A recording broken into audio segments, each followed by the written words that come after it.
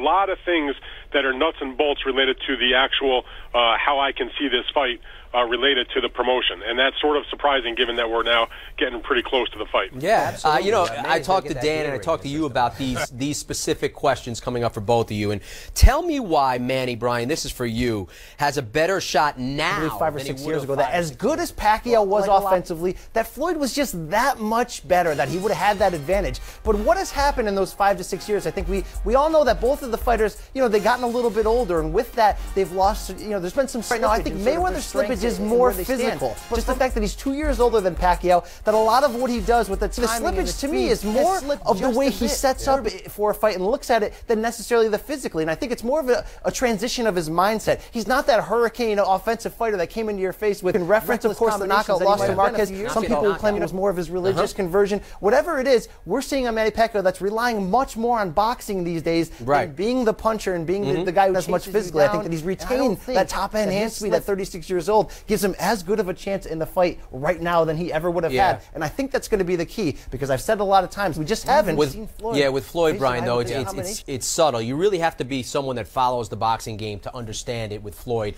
because the average boxing fan might not. Just enough to close that gap. Absolutely. Dan, tell me what than it would have, say, 5 or 6 years ago. Well, I think Brian touched on it a little bit, the fact that even though these two guys are still at the top of the game, you can't deny the fact that their skills and so at the highest level, if it erodes just a little bit, that may force them to stand closer a little bit longer than maybe they would have before when the speed was ridiculous.